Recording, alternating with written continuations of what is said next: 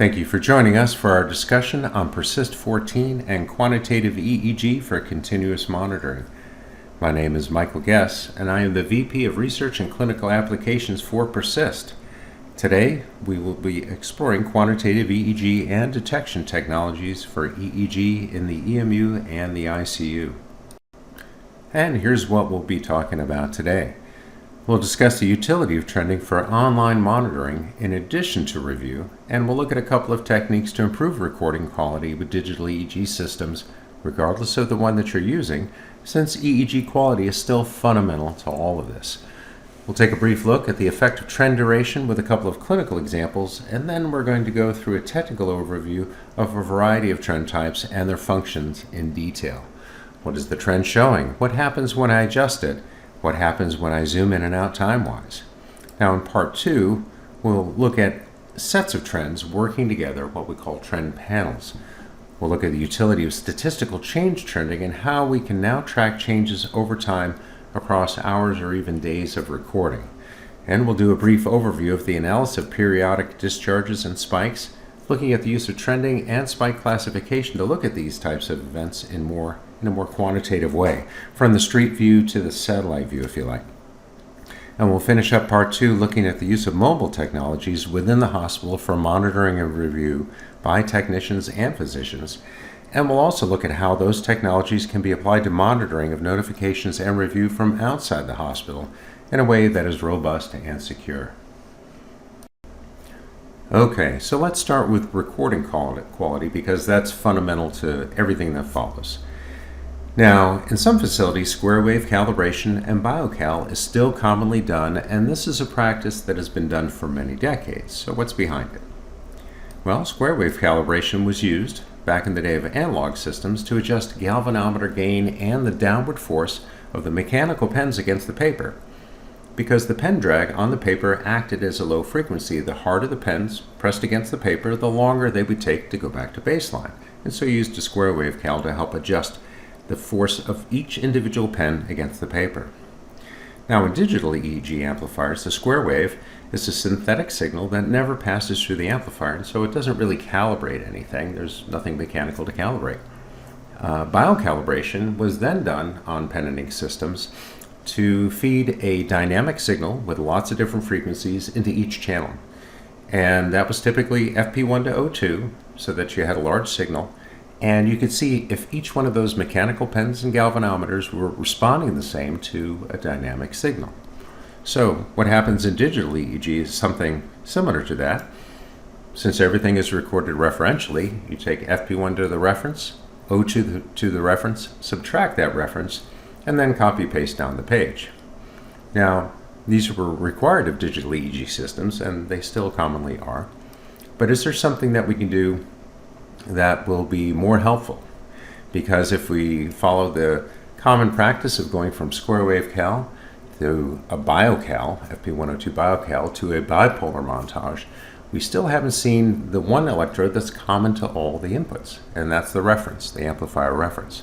So there's something called the digital biocal, where you can record each amplifier input, each EEG scalp input, to the amplifier reference. You have the filters set fairly unrestricted, not filter off, and now the technician can see the one channel that's common to everything and arguably the most important channel in the recording. And if there's any problems with a contaminated reference or a bad reference, it can be seen and resolved pretty easily and quickly in most cases. And so even if you do a square wave calibration and a biocalibration, if that's followed up with a bit of digital biocal, all those inputs to the amplifier reference with the notch filter off, then they can see what's happening with each individual channel, have a look at the amplifier reference, correct it, and this practice can have an immediate effect on recording quality because the technician can see that one common electrode to all of them, resolving issues, and then the recording goes on as usual. Of course, analog systems are exceedingly rare, and with the introduction of digital, one of the greatest things was you could change montages at any point in the recording during review.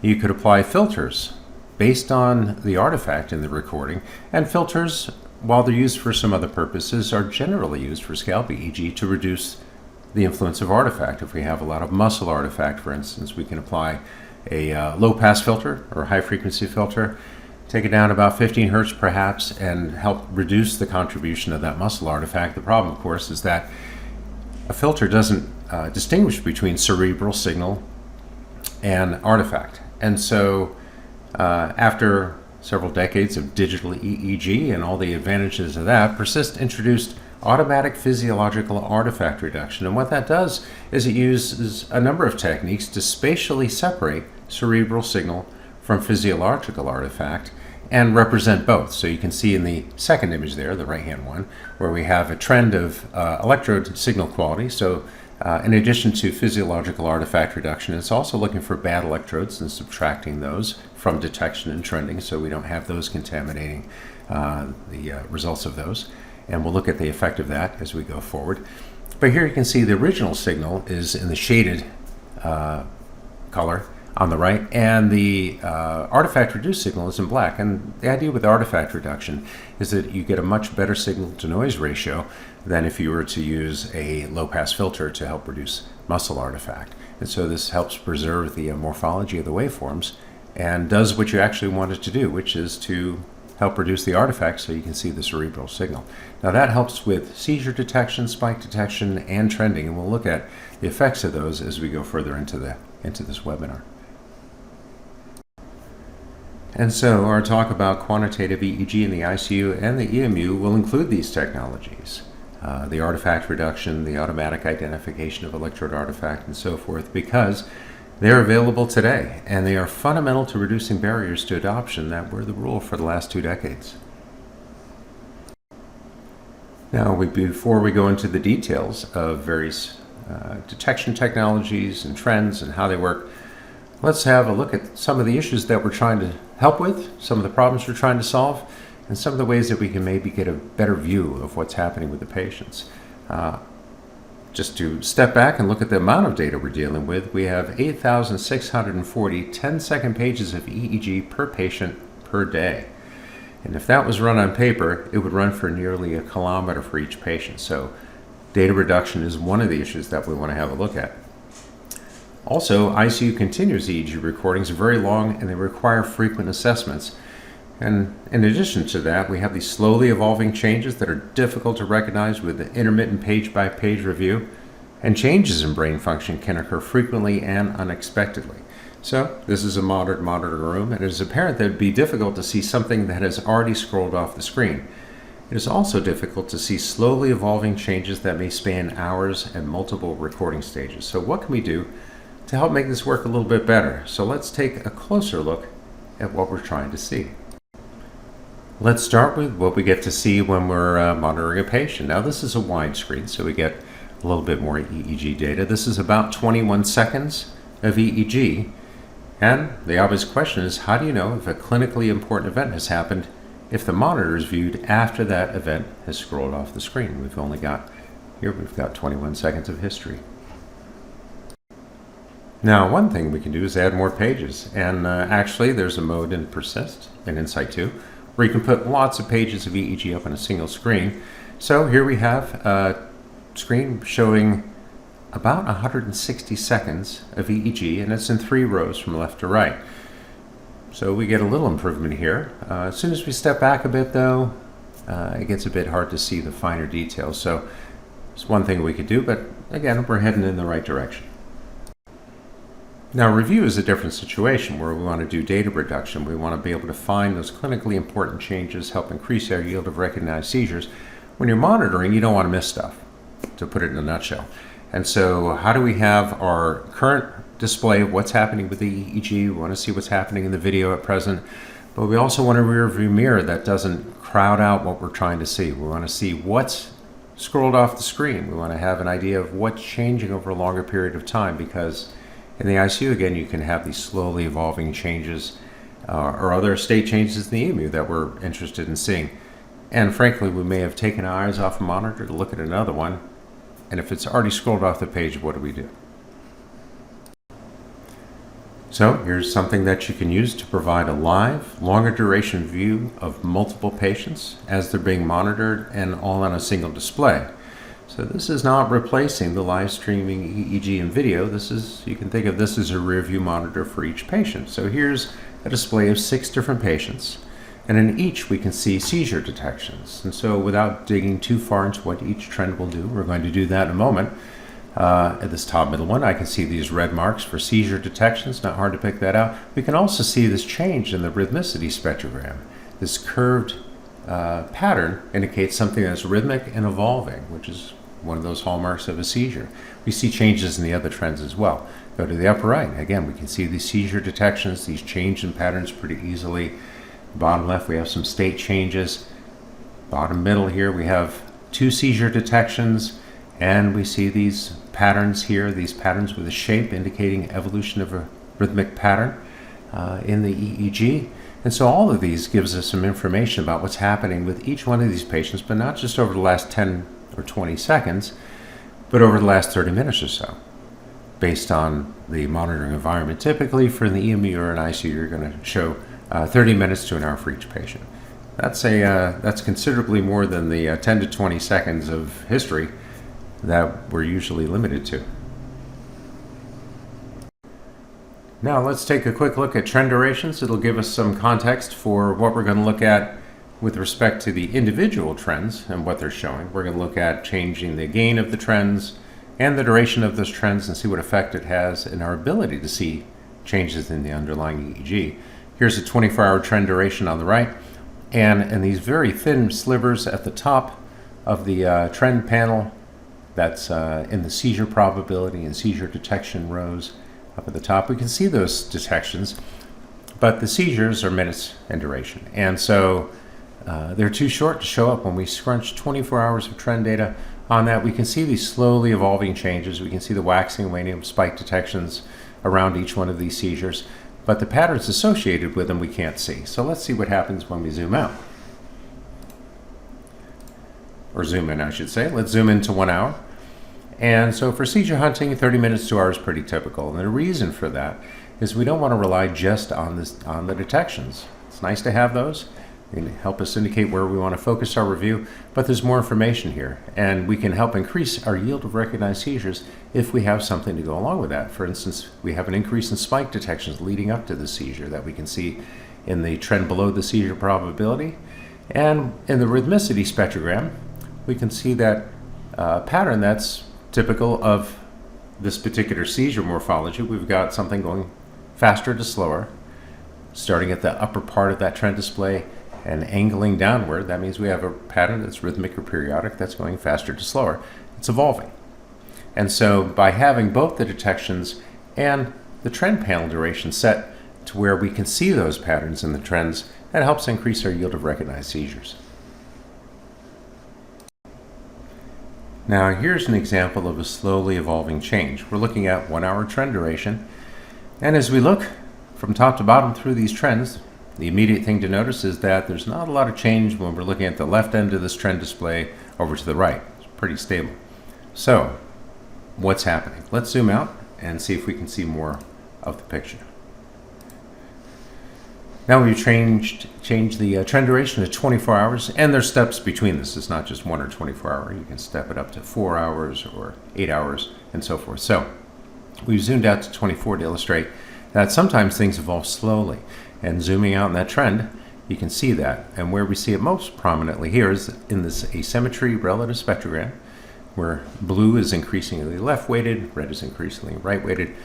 We have an increasing left-weighted asymmetry rolling through this from left to right. And that shows up most prominently in the AEEG display, where we're showing left hemisphere in blue, right hemisphere in red. Pink is overlap, and so we have higher amplitude on the left, and as that right hemisphere EEG drops in amplitude, that overlap decreases, and we see that blue increasing across, and we see the red increasing along the bottom edge of that. So this is an example where zooming out can be helpful. And so there's no one right trend duration. If you're seizure hunting, 30 minutes to an hour is good. You can see shorter duration changes with a trend panel of that length.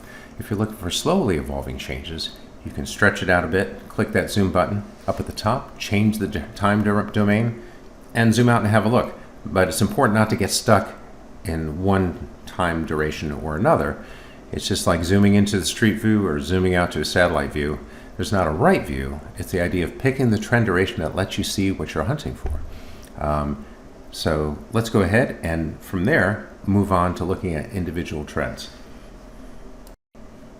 Okay, so now we're going to go through the different trend types that we're going to be exploring in detail. We're going to start off with detector or event density trends. That's just a trend that shows when something is indicating true for whatever that detector is looking for. Then we're going to go into amplitude trends. Those are going to rise up and down based on the amplitude of the EEG, just like the EEG waveforms go up and down based on the amplitude of the EEG signal. Then we're going to go into power ratio trends. That's where we're going to take something and convert that amplitude at whatever frequency into a trend that moves up and down based on the amplitude of the EEG at a particular range of frequencies, or we can take those and turn those into ratios. Next, we're going to look at three-dimensional trends. So that's where we're going to change looking at things that are in 2 dimensions to 3 dimensions. What does that mean? It just means that left to right is time. And instead of up and down indicating a change in amplitude, the vertical axis is going to be frequency, and we're going to use color change to indicate a change in amplitude. So we'll go over that in sufficient detail. And one of those spectrograms that is different from an FFT spectrogram, of course, is a rhythmicity spectrogram. We'll demystify that, and then we're going to look at artifact intensity and signal quality to wrap it up. So, detection and event density. So, event density can actually be generated to give an indication when a comet has been placed or a duration comet has been placed. But it can also be generated from detectors placing comets. In this case, we're going to talk about the output of the seizure detector. Spikes and sharp waves, you can show those as comets, but we can also trend those so you can see when they're happening and how often they're happening, at what rate they're happening. Same thing with heart rate. Those are detecting QRSs, and if we calculate the number of those per minute, we get a heart rate. Here the event density trend for seizure detections is displayed along the top, actually the second most trend in this trend panel. And if we zoom in on this to highlight the output, we have comets, seizure detected, showing up. We don't really get a sense of how they're happening in time, but with the trend, we're looking at a 30-minute trend versus baseline comprehensive. We have seizure detections and probability. When the probability goes above a certain level for a certain amount of time, then we have a seizure detection output, and that's what we're showing here. It's either there or it's not, and we can see in this 30-minute we have 3 seizure detections, pretty evenly spaced. Let's look at another way of trending events, in this case spike detector events, and there can be many more spike detections in a recording. Now, a list of automated spike detections is not necessarily the most useful, informative, or efficient way to look at spikes because it doesn't do a great job of answering those preliminary questions. I suppose the first one, are there spikes and sharp waves? You can click on those and go to the individual detection. It doesn't really answer well the question of when they're happening, where they're happening, and at what rate they're happening. But this is the way that spike detections were represented at the dawn of automated detection back in the 80s.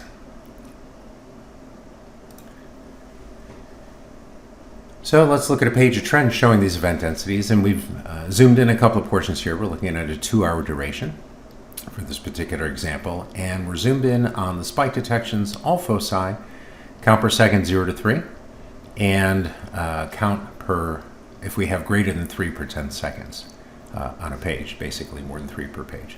So the 0 to 3, what that means is that if it's a third of the way up, it's 1 for each one of these black marks. If it's 2/3 of the way up, there's 2 of them per second, all the way up 3 per second or greater. Below that, these are color coded, so if it's greater than 3 per 10 seconds on the left, it's blue, right is red, yellow is left and right, and green is generalized discharges. So it tells us a little bit more about how often they're happening, but also where. Now on the left part of this trend, it's pretty sparse, so we don't expect to see a lot of detection showing up when we click at the left part of this.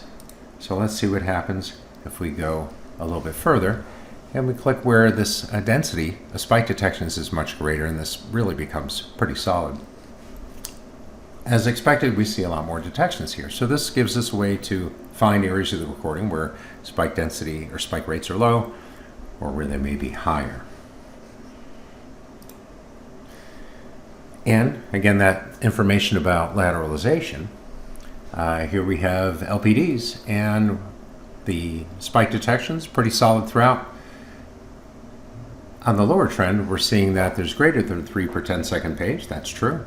And this is pretty solid blue, indicating that these are left hemisphere detections. So let's look at spike bursts. This is a short run of generalized spike discharges, and as expected, that's rendered in green. So we have the spike detections, all foci goes all the way up, indicating that it's 3 per second or greater. And these are classified as being generalized detections in the trend. So this is another example. This is an ESUS patient. The EEG page that we have displayed is at a point where the spikes are present but not continuous, and the spike rate trends become solid when the EEG becomes continuous spike wave. And so if we click over to this part of the trend, we were over in the left part before. Again, this is just zoomed in so we can see it a little better. This becomes pretty solid over here, and we can see the spikes have become continuous. Now we can use this information to calculate the spike wave index, and that's traditionally been done by hand, where you go to a page and you say, is that epoch true for spike wave or not? You go to the next page, you make the same assessment, and you determine the percentage of epochs that were true for spike wave or not. And that can be a tedious process, time consuming. So is there a way that we can be perhaps more consistent with this, or do this in a more efficient way? We use the spike detector to help us with this. So we have this spike rate shown in the spike trend. And what we do is we just place a comment with the duration, and then we go to Tools, Spike Index Tool. And if we've marked it with whatever comment we want, in this case we've used an @ symbol at the front, so it's at the top of an alphabetized list of events. It makes it easy to find if we're looking for it. And we've marked a range, and we've told it to calculate the spike wave index using a 1-second epoch duration, and let us know if there are more than one spike per second, and if so, we're going to count that 1-second epoch as true for spike wave index. And here we have the calculation. We've marked 2 ranges in this particular recording. It tells us the duration of those, the number of spikes that were detected, and it gives us a spike wave index of 70.2%. All right, this is the last event density sort of trend before we go into amplitude-based trends. And the event density here, or, well, the event density of QRS detection. So we have a heart rate trend, and this is looking for the QRS, and we've set this to look at the channel's ECG to reference. In current versions of Persyst, you can actually have different derivations identified in case you use a different designation in 2 different places of the facility. It can support that. So, but the basics, we give it the channels, and by default, we're going to average the number of beats, and they average the last 15, step it 1 second per epoch, and the output of that is heart rate. This is an algorithm that's been optimized for use in the EEG environment. So that's a place where we can expect a fair amount of artifact, but ideally we want to have as clean of EKG signal or ECG signal as we can get. But it is, again, optimized for this sort of recording environment. And if we look at how the trend works out, here's an area of lower heart rate, an area of higher heart rate that we've highlighted, and we can see that change here. Now, in some cases, you may end up with an EEG where the seizures may not have a very distinct cerebral signal, but it has a significant signal in the heart rate trend. So anything that can help us increase that yield of recognized seizures, once we found something that's a good indicator for that, we can continue through the record, perhaps in a more efficient way, and increase that yield of recognized seizures. Moving to our next category of trends. These are based on amplitude, and that includes amplitude integrated EEG, also called AEEG, suppression ratio, which is actually an amplitude trend, and peak envelope. Let's start with amplitude integrated EEG. Important thing to know about AEEG, is that it is both linear and log. And what we've done here is this is a synthetic signal. We've labeled it F4 to reference, but it's just synthetic. We have a sine wave. First one is 10 microvolts, then it goes to 50, and then it goes to 100. Now, how's that represented in an AEG? We don't normally see AEG represented second by second as we do here, so it's a good way to see what it's doing. So at 10 microvolts, as we'd expect, it goes to the 10 microvolt line. So the first lower part of this is 0 to 10, linear. But then when we go to 50 and 100 microvolts, we're no longer linear. It goes to 25, 50, and 100. So this is the high amplitude part of this, and the bottom part is the low amplitude. Why did we do that? Well, when Maynard did this back in the using his asymmetric filter back in the 60s and 70s, the semi-log scale was what was designed to help resolve low amplitude in EEG. This is this bottom half, at the same time be able to represent high amplitude EEG and to still resolve those changes in amplitude. So it stuck around and stood the test of time. That's what the amplitude integrated EEG is doing. So let's look at it in a clinical setting, and we're going to compress the time. So now we're looking at 30 minutes, and we've zoomed this AEG trend display, make it a little easier to see. This is not something you do in the software. This is something I did to make it easier to check out as part of this webinar. So we're doing it a little differently here. We're still representing it in the traditional way using the Maynard asymmetric filters, 2 to 20 hertz, but we want to not only see changes in amplitude, but we want to see changes in symmetry and help save a little space on the trends, because things can get a little crowded if we don't find some ways to save some room. So this benefits all three of those purposes. We're showing left hemisphere in blue, right hemisphere in red, and amplitude symmetry in pink. We don't see a lot of symmetry here. But what this does tell us is that the amplitude on the left is higher than the amplitude on the right, except during the seizures. The amplitude on the right goes higher. The left stays pretty steady throughout. So what we see is that the amplitude on the right goes higher during these seizures. We can see the seizure detections up at the top. We see this seizure pattern in the rhythmicity spectrogram that we'll be getting to later. But again, that amplitude on the left, fairly steady throughout. It's the amplitude on the right goes up during the seizure, and then it falls during the interictal period and then goes back up again for the next seizure. And so always going to the EEG page to see this in context. And since the text may be a little bit small for the channel labels, what we're looking at is channels on the left, and then right, and then left, and then right in groups of 4. So EEG on the right is lower in amplitude than the EEG on the left. Let's go to where that changes in the trend. So now we're looking at this part of the trend, where that amplitude has increased, and we can see that the amplitude on the right has increased as well. All right, moving on to the suppression ratio trend. Here's a suppression ratio. We're showing this in the middle. So at the top we have AEG left hemisphere and right hemisphere. We're not showing them overlapped. We're at a 6-hour trend duration. And below that we have suppression ratio. This is showing left hemisphere in blue, right hemisphere in red. And one of the things you notice is you look over to the right, because we're going to talk about this in the context of both the AEG and the artifact reduction. It looks like the right suppression ratio has fallen to 0 at this point, while the left is decreasing. It's still above 0 at that point. So what's happening? And let's also talk about what the suppression ratio is actually showing. So the suppression ratio doesn't detect suppression, and it doesn't detect bursts. What it does, by definition, is it takes 1 minute running average of EEG and calculates the percentage that is below 3 microvolts. So how much of that last minute as a percentage is below 3 microvolts, and then that increments a second at a time. And we get this waveform here. And so the higher that it is, the more time that EEG over a running 1 minute average is spent below 3 microvolts. And let's zoom in on the AEG. During a suppression burst, we expect the AEG to become very thick. And the reason for that is that at the bottom of this amplitude trend, the amplitude is very low. And as you go up, the amplitude becomes much higher. So AEG, when it's showing a thick banded appearance like this, or a thick appearance like this, it's indicating that the amplitude is alternating from very low to very high to very low to very high, on and on. So what we see in the trend for the amplitude integrated EEG, which has a shorter epoch length than the suppression ratio. Again, the suppression ratio, well, it's averaging 1 minute.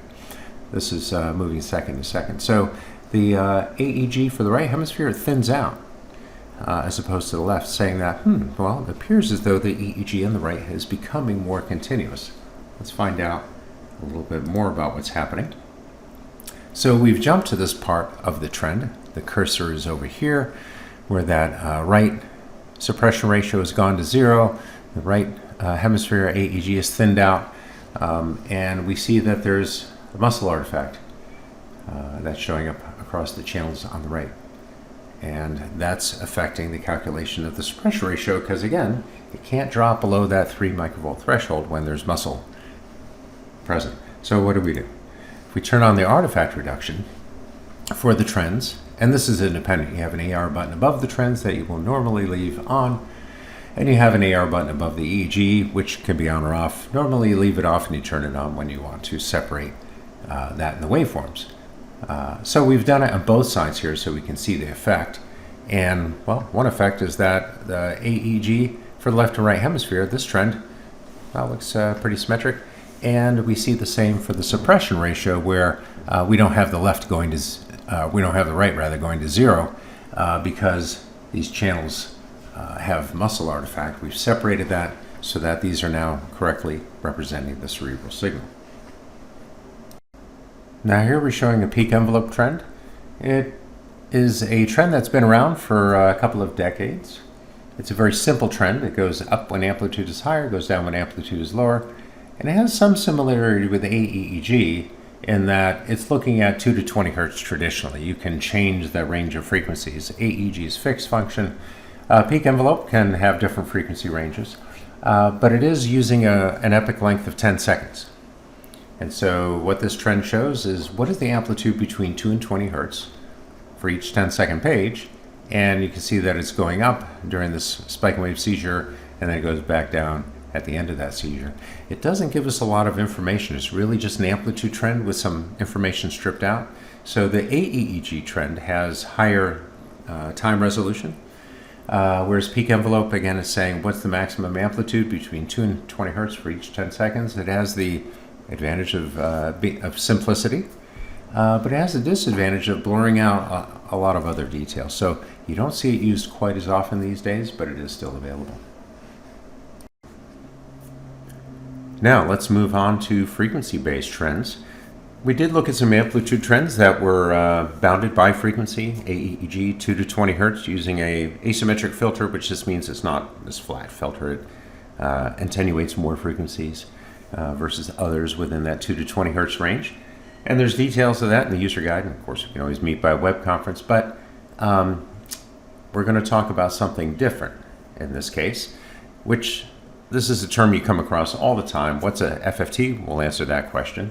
And we'll show how that's used for band power trends. We're going to show amplitude by frequency range, delta, theta, alpha, beta, for instance, or whatever ranges you want to use, and ratio trends, those that include the traditional alpha delta ratios, relative alpha variability, and we'll go through the details of that. So starting off, we should find out, well, what is this FFT? What is it doing? And this will be a very brief overview. There's some really fantastic stuff on YouTube that goes into the details of how the most famous algorithm in the world, the fast Fourier transform, has an interesting history. And it has a reason for why it's called the fast Fourier transform as opposed to the Fourier transform. And we won't dig into the details of that. Let's just see what it's doing. So if we go to the original EEG, F4 to reference, there's the signal.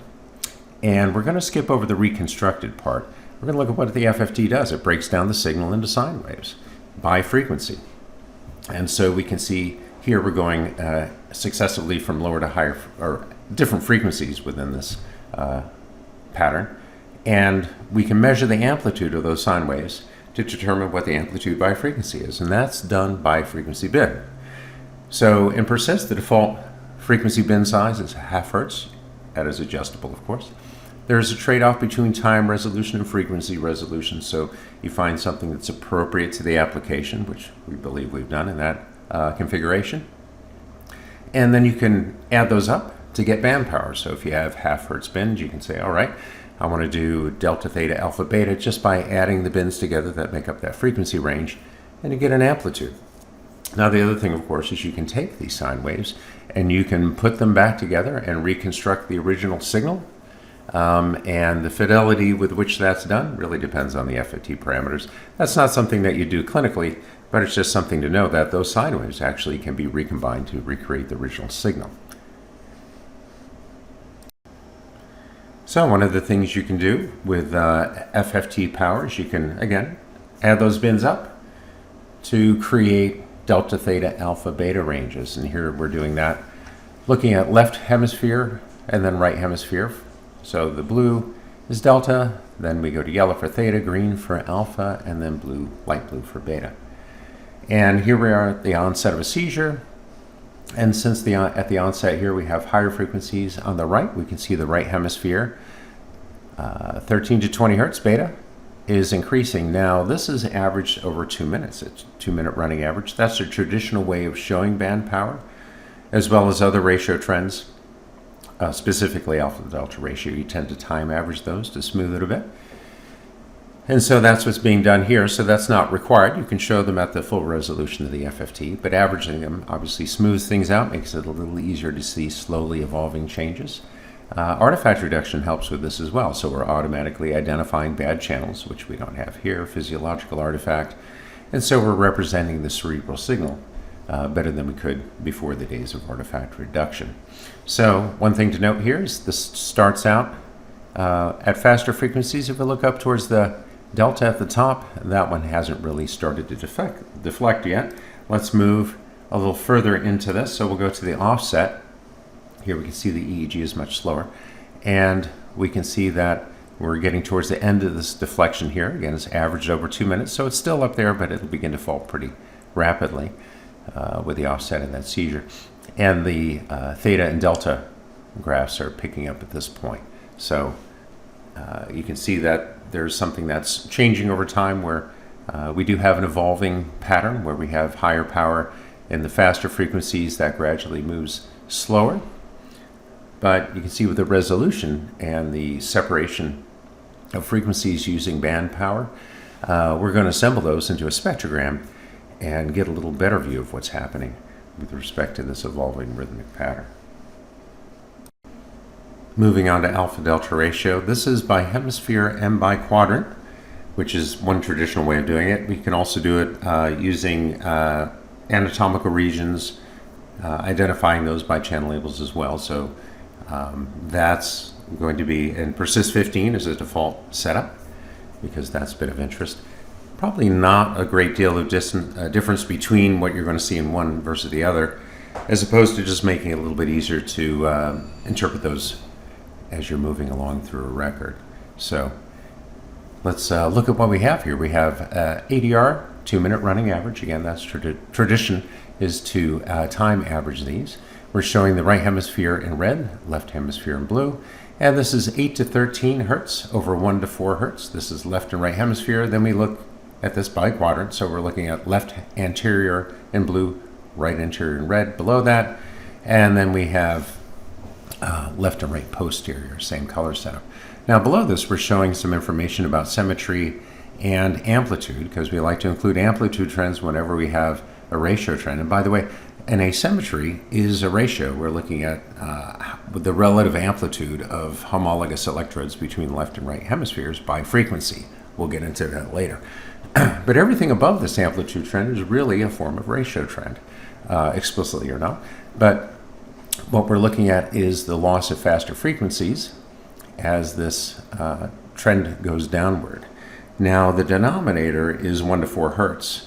So these can actually go quite high. If you're looking at a period of alpha, you can get very high ratios. But the typical scaling is 0 to 2 for the ratio. And here we are. We can see that this is a carotid endarterectomy, actually. You can see that there's a significant asymmetry between left and right. The right didn't increase in amplitude, so this is, again, we see this drop here in ratio on the left. And we see the asymmetry spectrogram showing that the right became more prominent, but it wasn't that the right increased in amplitude. How can we tell that? If we look at the qEEG trend, it's pretty easy to see that we have amplitude symmetry running along until that clamp, and then we can see the left amplitude dropping pretty dramatically, and that made the right become much more prominent. And that asymmetry is in the faster frequencies because this is sitting up towards the upper part of this range, 0 to 20 hertz. But looking at ratios, again, that ratio, as we lose faster frequencies, we expect this to decrease. And that's an example of that. Let's look at the same section of EEG using relative alpha variability. Now the difference is there are two differences. One is that the ratio is 1 to 20 hertz instead of 1 to 4 hertz as an alpha delta ratio. So it is 8 to 13 hertz with 1 to 20 hertz is the denominator, so it's not going to go above 1, which is why the typical scaling is 0 to 1. It's also not time averaged because you're looking for variability as the recommended way to use a relative alpha variability trend. So it's a visual estimation of variability. And as with the other ones, we like to include an amplitude trend. So in this alpha variability, we can see the loss of faster frequencies over the left. And here we have left anterior, right anterior, left posterior, right posterior. So there's that loss of faster frequencies at the clamp. And we can see that we indeed lost amplitude on the left, whereas the amplitude on the right stays fairly steady looking at the qEEG. Okay, continuing on to frequency trends using the fast Fourier transform, we're going to look at a difference where up until now we've been looking at two-dimensional trends where that vertical axis is either a ratio or the amplitude at that frequency within that frequency range. Now we're going to add a third dimension. So left or right is going to be time. That's not going to change.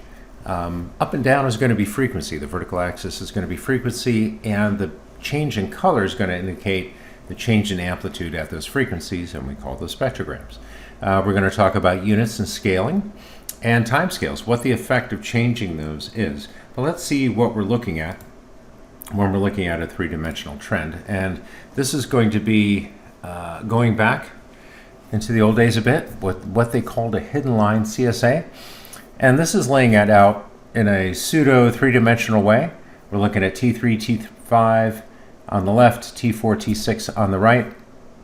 And the higher the amplitude at the frequency being plotted, you'll see a line go up in that pseudo 3D dimension. So the bottom scale is frequency, so we're going 0 to 30 hertz. And as we look at that vertical axis, this is going back in time. So you can think of these being added and then kind of receding to the background. And this was the way that it was done some decades ago before computers could do high color and high resolution at the same time. But you can see here that there's power or amplitude at frequencies, and that's changing over time. So what we have is an evolving evolving pattern here. We don't know if it's rhythmic or not looking at this.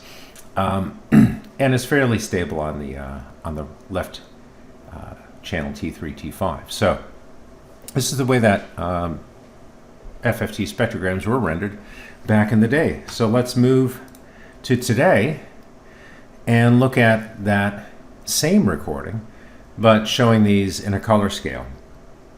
And so here we're using a color scale that has been traditionally used on some systems. So Persyst can use different color scales. And here we're looking at left hemisphere, all those channels averaged together, 0 to 20 hertz, and right hemisphere. And the scaling, if you look over on the right, bottom is 0 hertz, top is 20. So this is the frequency scale, not the amplitude scale. And this increasing brightness in color, this is increasing amplitude at that frequency. So if I look at where the cursor is sitting in the middle of this trend that's situated above the EEG, we can see this rhythmic pattern that's beginning to show up on the right.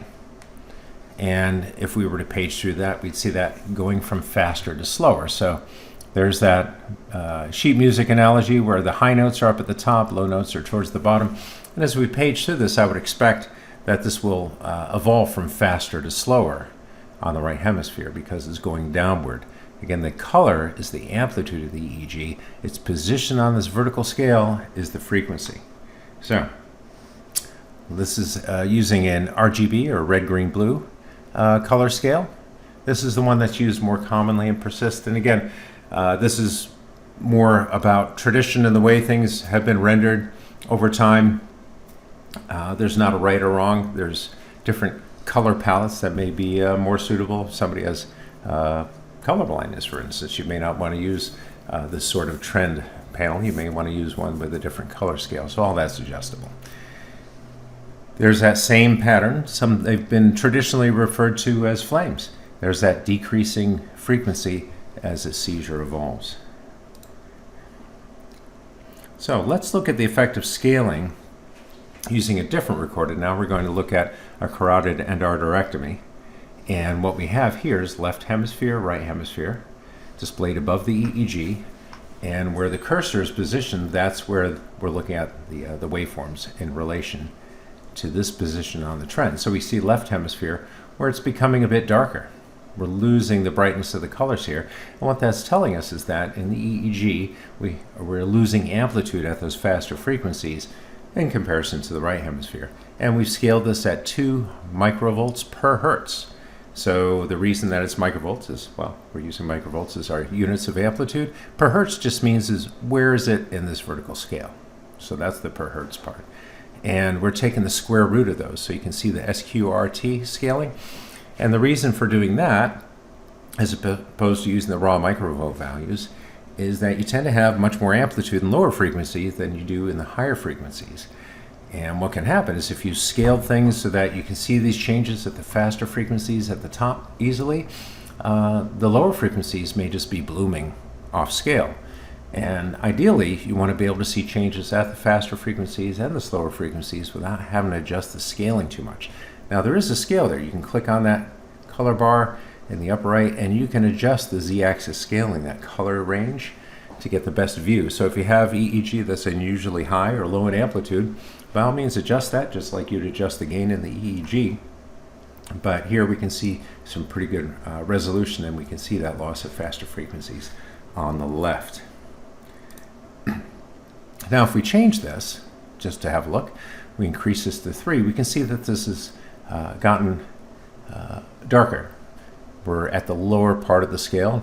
Now we're going from 0 to 3 microvolts, the square root values of each microvolt value, and we don't see as much blooming at the bottom. We can see that loss of faster frequency still. So this changing it from 2 to 3 works fine.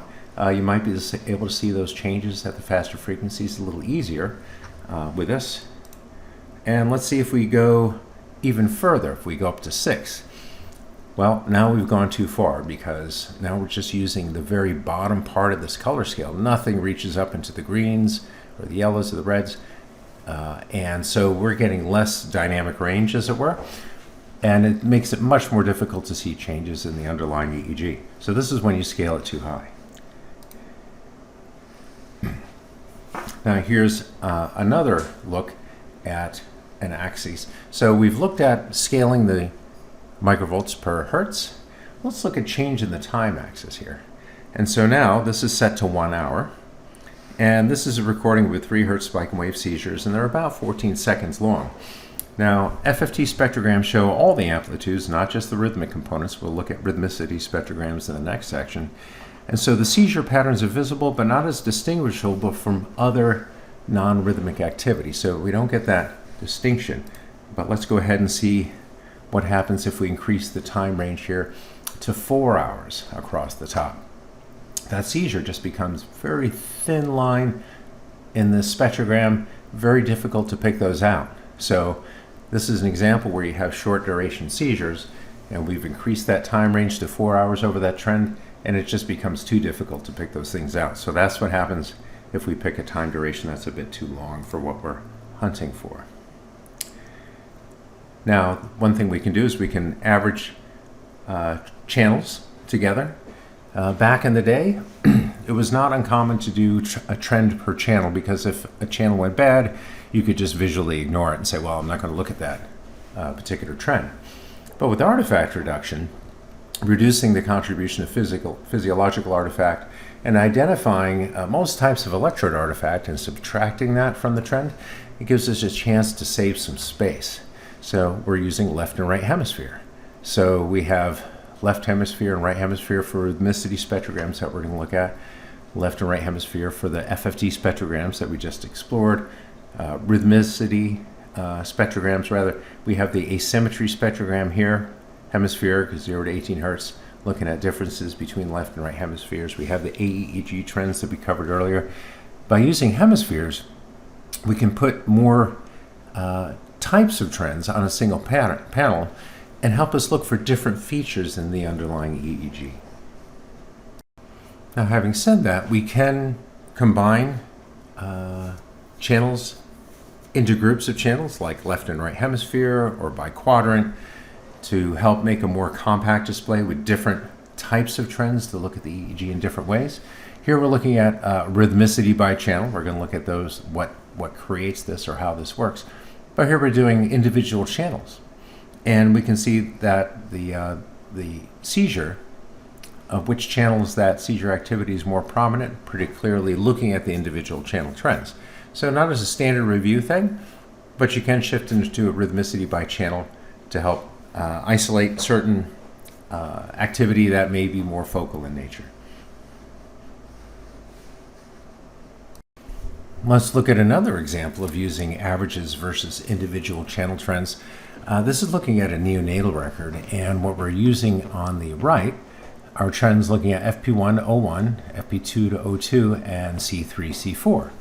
And we can see the seizures showing up in this trend. But if we're recording a full double distance, there's a argument to be made that you could use, for review, AEEG by channel. And so rather than going across the entire head, we can switch to something that shows us this trend per channel, and things that may be more focal in nature, we may be able to pick out from the trend looking at AEEG per individual trend. So that's not to say that average trends are ideal for everything. There are cases where you can have very focal activity, particularly in neonates, where having something by channel can be more useful.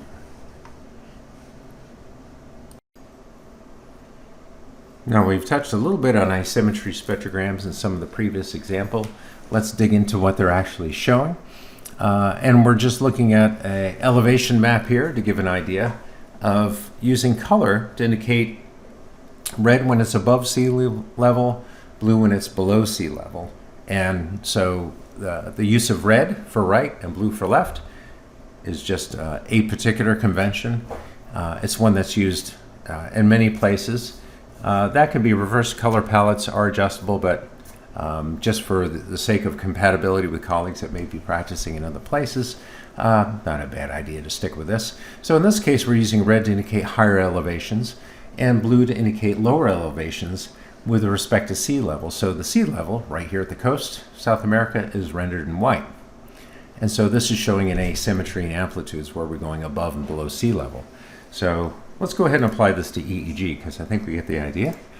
And here we're showing EEG traces below that, and we're showing some trends above that. And this is just something that we'll do when we're showing EEG in relationship to trends as part of this webinar. But as you can see, we begin to squish the EEG vertically, and we begin to compress the trends vertically as we add more trends. And while that's traditionally done back when there were very few trends used, or even with a neonatal EEG when you just had a couple of channels of amplitude integrated EEG and not that many channels of waveforms, it becomes difficult when we start looking at full 1020 recordings and an array of trends.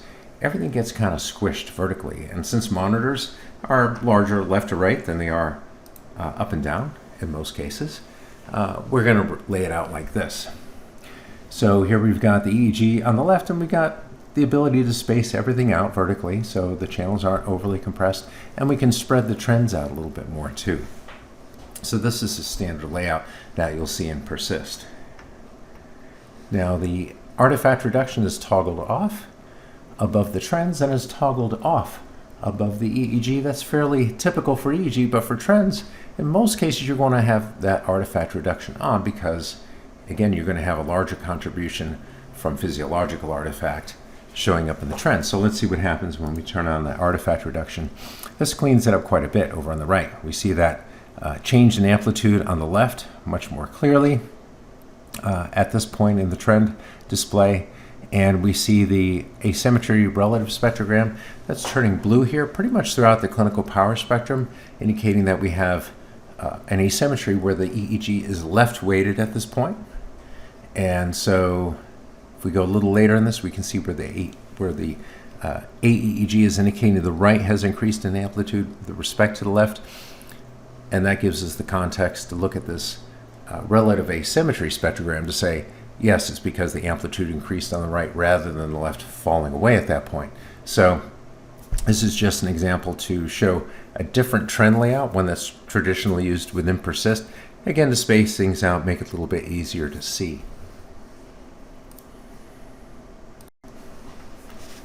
So continuing on with looking at our asymmetry spectrogram.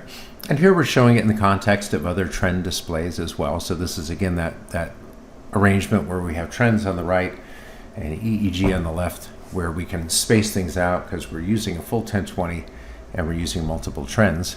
And this helps to prevent them from being compressed too much vertically to be able to make good use of them. Now we're looking at a 1 hour trend duration.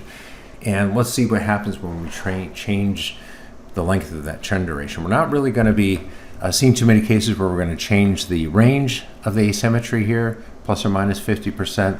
That will typically remain as it is. So you're not going to be adjusting much there, or the frequency range for the adult configuration. Neonatal, it goes down to, we reduce that 0 to 10 hertz because EEG is generally slower. So if we look at the AEG, again, we see this persistent asymmetry where the left is higher in amplitude than the right, and that asymmetry is highest in this theta range. So 1 hour trend duration. Let's see what happens if we go out to a longer trend duration. Now at 24 hours, we can see the asymmetry changing over this extended period of time, and we can see the AEEG showing this gradual increase in asymmetry over this 24-hour period. So for very slowly evolving changes, you can use a longer trend duration to zoom out and see what's happening at that time scale. But there's also a statistical trend that we're going to be looking at versus baseline trend that says, all right, I want to take a look at the EEG with respect to an earlier period without having to go back to that earlier period. I want to have an ongoing comparison of what's happening now versus whether it's minutes, hours, or even days ago. And that can help alert us to changes in the EEG that would be otherwise difficult to see at a 1 hour trend duration. Okay, we looked at FFT spectrograms, and we saw how the horizontal axis was time, vertical axis was frequency, and the color axis, that third axis, was the amplitude at that frequency. So Persyst also has rhythmicity spectrograms, and they're different in that they isolate the rhythmic or periodic components of the EEG and plot those, because when we're seizure hunting, we're often looking for something that is a evolving rhythmic pattern. And if we isolate those rhythmic components at higher resolution than we usually do FFT, then that can be easier to visualize. So let's go ahead and take a look at the anatomy of that. If we take EEG over 90 seconds, here's the onset of the seizure in this first row of channels. We can see it from left to right in this upper third. And if we go down to the middle of this and look left to right, we can see this gradually evolving as it goes from faster to slower. So what if we plotted out the amplitudes by frequency? And this is again what we looked at in the example of the FFT, where we're plotting T3, T5 versus T4, T6. Frequency is left to right, and time is going backwards here. So we're looking at the most recent stuff at the leading edge of this that appears to be closest to us, and then those mountain ranges receding over distance. So let's stretch out the time. So we're looking at 60 seconds. Let's go ahead and change this to 120 seconds. And again, a little bit easier, we can see that something is changing over time. But let's go ahead and make this a little bit more compact. Again, this is the way that spectrograms were rendered back in the day before computers could do high resolution and high color at the same time. But we're no longer in those days. So let's look at a 3D rendering of what this might look like. And so we have frequency here in this axis, 5, 10, 15, 20, 25 hertz. Time is stretching out in this direction. And where the amplitude is highest at those frequencies of the rhythmic components, these mountains get pretty big. So what if we went ahead and color-coded these? So the peaks are the darkest and the valleys are the light color. We get a spectrogram like this. So we have left to right is time. We have 1 hertz at the bottom, 25 hertz at the top, and increasing color, darkness, for this particular color scale indicates increasing amplitude. So what's happening? Well, we can expect that if we compare this to the EEG we were looking at previously, we have a rhythmic pattern that's starting out fast and then going slower because it's going downward. Downward in the frequency scale. That dark color, the darker the color, the higher the amplitude of that rhythmic or periodic activity. Let's go ahead and step through this using our temporary layout, where we just take a subset of trends. We're just taking left and right rhythmicity from 1 to 25 hertz. Time is in our horizontal axis still, but we're showing that one above the other so we can step through it. And let's go ahead and do that. So we're at the leading edge of this. We can see the onset of the seizure. And if we jump to the next point of this, where the trend cursor is sitting at this point where this line has dropped a bit, well, the frequencies have slowed down. The periodic patterns have slowed down. Rhythmic patterns, here we go to the middle of this. It's getting slower still. And as we go successively through this, this is going from faster to slower as we saw in the underlying waveforms. Now let's look at scaling. We talked about the darker the color, the higher the amplitude. But again, spectrograms, and this is something that's commonly missed, is that spectrograms can be scaled just like the EEG. So if you have high amplitude EEG, you might turn that gain down a little bit. Low amplitude EEG, you'll turn it up. Same thing with spectrograms. If they're too faint, you can click on that scale on the right and change the scaling here. So, and what happens? Well, at this scale, as we go from lower amplitude or lower power, and power is amplitude at a particular frequency. That's all it means. So we're going from lower power, lower amplitude to higher amplitude, and it becomes darker through that scaling. So now if we turn this up, we've decreased the gain, reduced that sensitivity, however you want to say it. Now we're at 10. This has become pretty faint. We can't see much in the way of patterns here. And so this is set too high. And if we turn this down to 1, you can see this is off scale throughout much of it. We're already at the darkest color pattern through a lot of the different frequency ranges. So this would be where it's set too low. So if you see something that looks dark like this, just click on that scale legend in the upper right and move that slider to where it's showing you a nice balance of color throughout that frequency range. Not too light, not too dark. You want to be able to see those patterns. Let's look at trend duration. Here's a spike and wave seizure, short, it's about 15 or 16 seconds. And we're looking at a 1 hour trend duration, and this shows up pretty clearly, both of these seizures here. We're at this point where the cursor is placed, and you can see that pattern there. Now with spike and wave, there's not a lot of evolution typically, so you may just see a banded appearance like this. We see a little bit of change as this evolves, but it's pretty static. And short. So this is where using that 1 hour duration for looking at these shorter duration events for seizure hunting is usually much better than doing something like this. Now we're at a 4 hour duration, and these seizures, you can see those patterns there, but they're very thin, just a thin line running through that rhythmicity spectrogram. That'd be tough to pick out from other stuff. So again, duration for seizure hunting, typically 30 minutes to an hour, but if you're looking for slowly evolving changes over time, go ahead and zoom out and get a larger view of that. But the best thing is not to get stuck on a particular duration. Understand that as you zoom out, you're going to be able to see things that are happening over a longer period of time, but you're going to miss those shorter duration changes. Now this last category, we use it for the adult trend panels, not the neonatal. That's a different category. So we're going to talk about this in the context of the standard default trend setup, where you'll have artifact intensity trends across the top of many of the trends. And the types of those are looking at lateral, vertical eye, and muscle, but there's also a signal quality trend that we're going to have a look at as well. So what's happening? Why are we doing this? Well, EEG can certainly have a lot of physiological artifact. Here we have eye blink, muscle going on, and it's contaminated the trends. The trends are showing everything that's happening over on the left, but what we're really interested in is trending that cerebral signal. So let's go ahead and see what happens when we engage the artifact reduction. And so we're showing the original signal on the left in this lighter gray color, and the artifact reduced signal in black. And you can see on the right that the trends become much easier to read. We see the beginning of a alpha showing up on the right. It's linear, it's not evolving, it's bilateral, it's alpha. If we clicked on the trend at that point, that's what we'd see.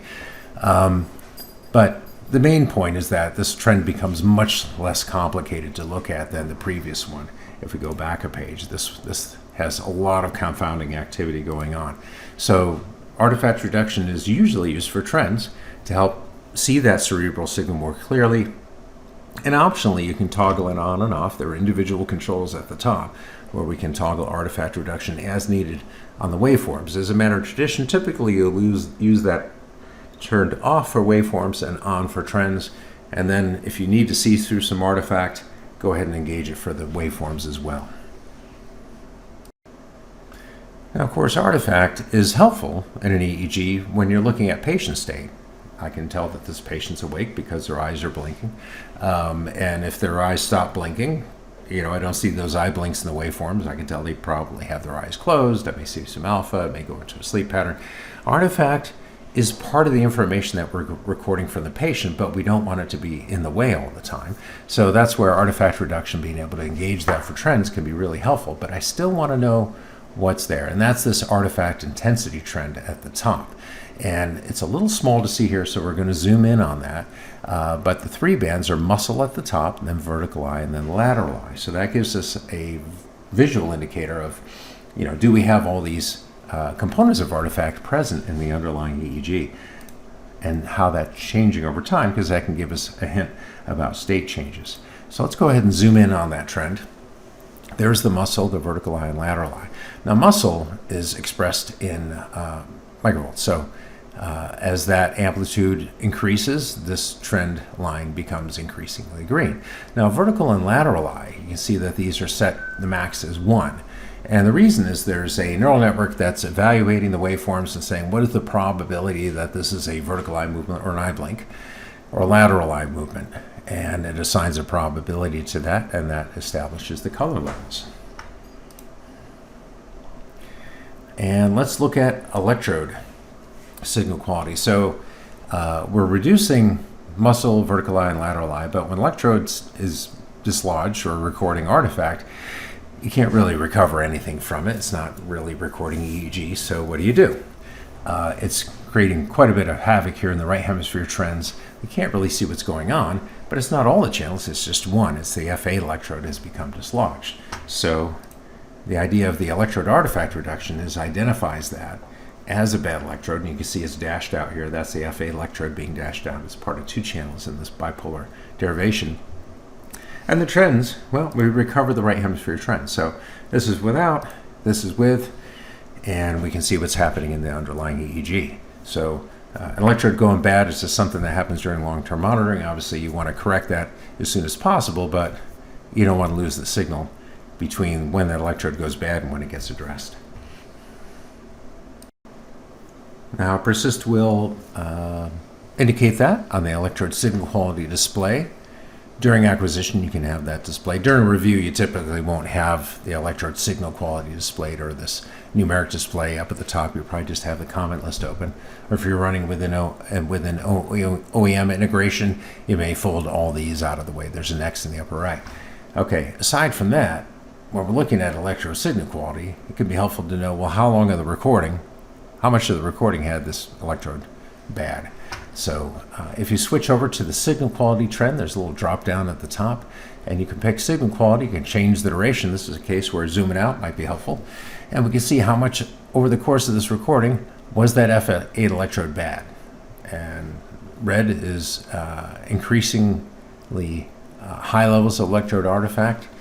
And this purple color at the end of the scale indicates that that electrode was marked as being bad by way of an impedance check during the recording. So if that exceeds the threshold that's set in Persyst, it'll go ahead and mark that with a purple color to indicate that it's not looking at the signal from that anymore because it exceeded the disconnect threshold. Maybe that electrode wasn't applied, depending on the application. So easy to read. This is by channel. The redder the color, the higher the level of electrode artifact.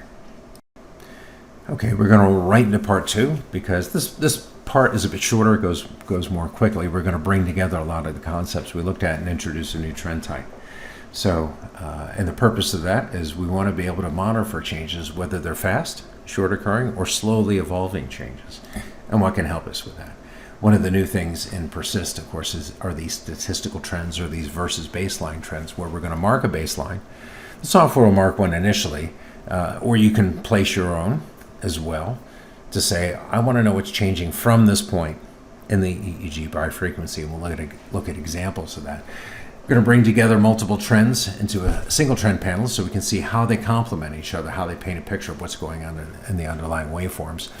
And then we're going to increase or zoom level out a bit more, showing, well, what if we look at trends for multiple patients in a grid array to see what's happening in a matrix and get an overview of each patient in a live centralized location. Look at web-based monitoring, some notifications, things like that. So we're going to step through the rest of this fairly quickly. So up until now, we've been looking at trends that show what's happening in the EEG for whatever parameters being trended at the particular moment. So if it's deflecting one way or another, or color's changing, it's changing in the underlying EEG with respect to that. So looking for changes is done visually. And if you don't see a change within the trend panel, you can increase the duration or go back to a previous day's recording or go back multiple days. Now, as an alternative, statistical or versus baseline trends allow you to see changes for any trended parameter as a difference from whatever the baseline was set, from wherever that was set. And there's automatic baselines that are set at the beginning of a recording, or you can drop a baseline in to mark a particular patient's state and say, I want to make comparisons from this. In general, though, one question that may have arisen already is this. How do you know when zooming in and out of a trend will yield something useful before you do it? How do you know which recording should be compared with recording stages from hours or days ago before you do it?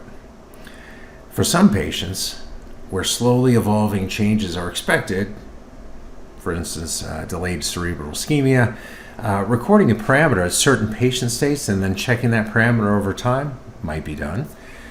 For example, recording alpha delta ratios for a patient state and then manually comparing them using a statistical measure at periodic intervals every several hours or so. You could do that.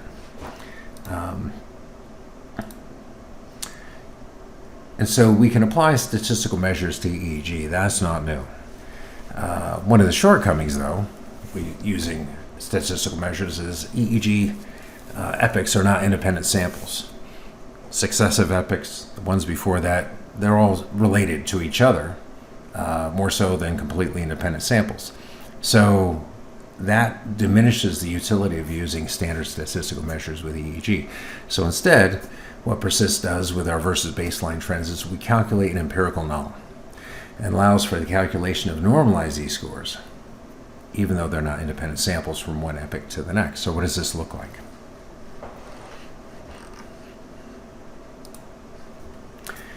And that previous page of EEG, that's a carotid endarterectomy. We're going to use this for our example of seeing how does this versus baseline trend show differences in the underlying EEG.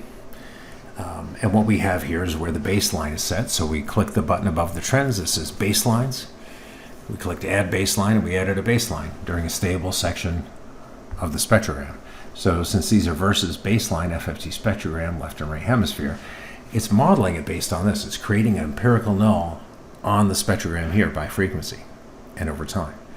So what this trend then shows are z-scores either positive or negative, saying what's the difference between this baseline at the beginning and as the trend goes forward. And we can see here, this is where the clamp is. And we can see these negative z-scores accumulating. This is turning darker green, indicating that we're losing z-scores compared to this earlier point. So the difference, again, is important. The spectrogram at the top is showing what's changing in amplitude epoch by epoch. You click here, I expect to see lower amplitudes because I see the shallowing out here, this loss of amplitude indicated by darker colors on the left. Versus baseline is different. I'm comparing it to this point of the spectrogram and it's saying I have less of it here with respect to the earlier state. So it's patient specific, patient dependent. You're marking that, you're saying, I want to know what's changing over time. So what does this look like? Well, if we click at this point, this is where we have this loss of amplitude at the faster frequencies. We can see the right has higher amplitude than the left, and primarily at those faster frequencies. So what does it look like in the spectrogram? There's that darkening color. That's where these negative z-scores show up. Again, this is white, means that is 0. And as it becomes increasingly red on the scale, we're getting towards positive 6 z-scores, increasingly green, negative 6 z-scores, which is quite a bit. And this is turning dark green here, indicating that we've lost predominantly faster frequencies and amplitude with respect to this earlier spot. So what happens if we go a little further? We drop the cursor at this point, and we can see things beginning to turn red here, indicating that we have an increase in slower frequencies, left hemisphere, compared to this original baseline. So that's the important thing to keep in mind, is these are all with respect to the baseline that you've selected, and it happens to be this one that we can see on this page. So let's look at another example. This is a WADA test.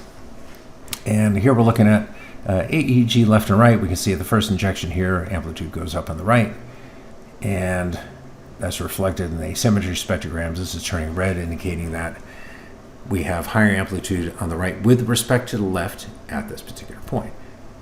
Go a little later, we do the next injection, we have an increase in the amplitude on the left, the right stays pretty stable, and we can see this increase in asymmetry predominantly at the lower frequencies for the second injection. So how is this versus baseline going to react to that? Because we've marked this baseline here, we're going to model the FFT spectrograms for left and right, and this is what it would look like. So these are all going to be largely green at these injections, or rather red at these injections, sorry. You can see this increasing red patch here, separated out. So we have this increase in lower frequencies fading away, and loss of faster frequencies eventually fades away. And we see the opposite of that. For the left hemisphere, this increase in amplitude at both higher and lower frequencies with respect to this earlier baseline. So we'll go to the next, and we'll click at the beginning of this. We can see there's quite a bit of artifact in addition to slowing, but we also have some medication-induced beta showing up on the waveforms as well. So we have this two-banded appearance where this is the baseline, and this is showing the comparison with that baseline. Pretty dramatic example, but this is the idea of illustrating. This will turn red when you have more of it at that particular frequency. Let's go to that next injection. And less artifact here. But again, we have this increase at different frequencies. We have this increase in beta showing up as these final sawtooths showing up on these slower waveforms. So we're seeing the change both in the faster and the slower frequencies with respect to that original baseline. So I've been looking at these trends in isolation to see what are they actually showing, what change in the underlying EEG is happening when we see this change in the trend, what happens when we scale it, time, and gain, and so forth. But we don't look at individual trends because each trend shows a different aspect of the underlying EEG. And so we use multi-trend panels. And this is just an example of the trends that are in the default trend layout, which is the versus baseline comprehensive. Because we want to see all these different aspects of the EEG laid out so we can get better sensitivity to different changes, because each trend shows a different aspect of the underlying waveforms. And here we go. This is showing again, a seizure that we've looked at previously. We're looking at seizure probability, spikes greater than 3 per 10 seconds. So we see in this 1 hour trend, we've got 5 seizure detections. Look at rhythmicity spectrogram, we can see these downward sloping patterns, and they're all very similar. So what I would expect is I click on each one of these to review them, that I would see a similar seizure morphology as I go through these, because they have a similar pattern of evolving rhythmic activity.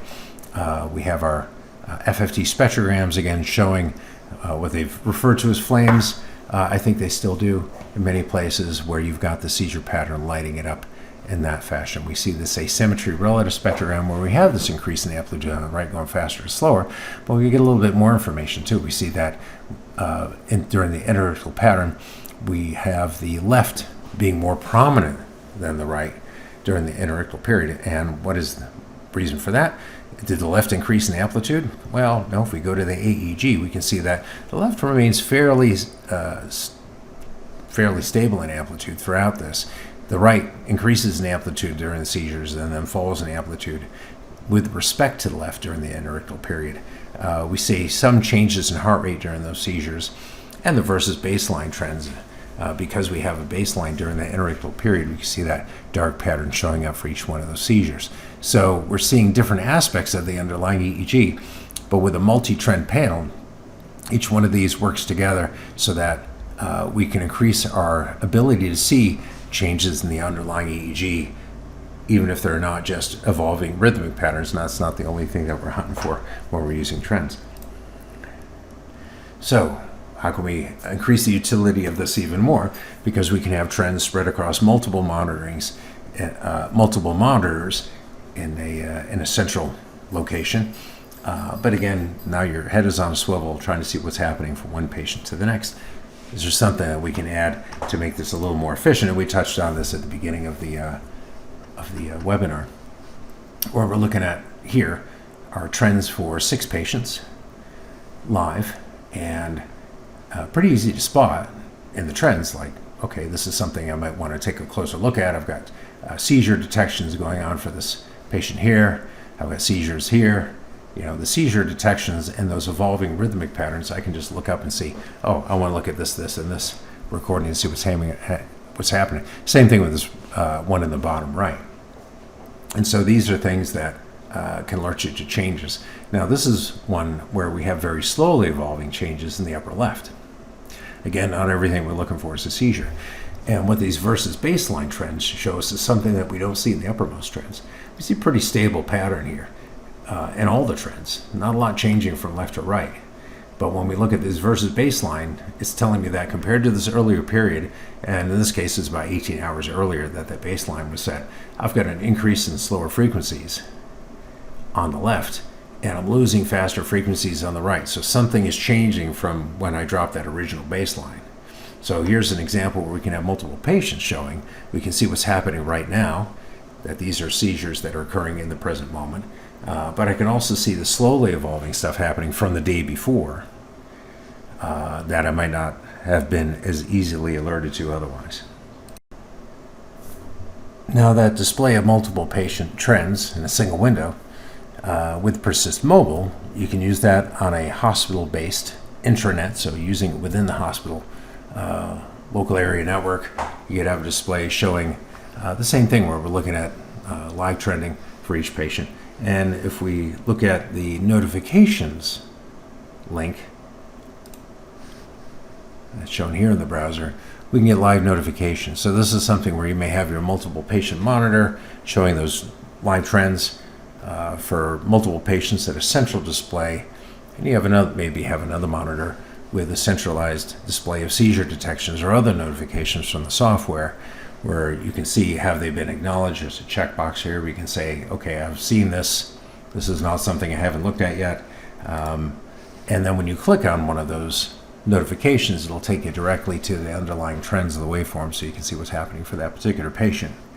So that can be used on in-hospital browser-based internet, thin client. You don't have to install anything other than a web browser and have authentication to be able to see this. That's set up with IT. But you can also extend the functionality of this through secure methods And there's different ways to do that that can work with the hospital's infrastructure. Doing this with a mobile, either iOS or Android, where you get the same display we're just looking at. You can get notifications on your mobile device, click on the notification, go to the underlying EEG and trends, whether you're in the hospital or outside the hospital, in a secure way. And so we do have some examples that you can log on to and look at those. We're going to actually update this because this is an older link for that. So go ahead and email support@Persyst.com, and we can go ahead and send you the latest link for this. So this is the end of our exploration of the different trend types. We do have a separate short screencast on using Persyst Spike Review that can be used primarily in the EMU to group spikes by where they're being where they're detected, and really focus your review and make that a much more efficient process and help increase your yield of recognized spike foci and get a better picture of what's happening in the underlying EEG using that tool. And that's in a separate webcast that we can send you a link to upon request. Really, the intent of this was to go through each trend type and give you a better sense of what that trend is doing. So when I see this pattern, for instance, in the rhythmicity spectrogram, that indicates that I have something that's rhythmic, that's evolving from faster to slower. You can look at that and understand what's happening in the underlying waveforms, click on it, and actually see what's there. Use that to help focus your review and hopefully demystify what's showing up in these other trends as well, but also give you an idea what happens when we use short time durations of 30 minutes to an hour for seizure hunting, but how that can become more difficult at longer trend durations because we're looking for short duration events. And on the other side of that coin, if we're looking for very slowly evolving changes, how we may want to zoom out in time, but also how that versus baseline trend by tracking changes over time, whether it's minutes, hours, or days, from a baseline that's been set either automatically or manually. You can drop a baseline in and say, I want to see what's changing in those spectrograms versus that original point. So a couple of new tools to be able to help you track changes in the underlying EEG. Always happy to meet by web conference, do some case studies, look at different examples, and answer any questions you have. My name is Michael Guest, VP of Research and Clinical Applications for Persyst. Any questions, please contact me or contact our support team at support@Persyst.com, and we'll be happy to connect. Thank you.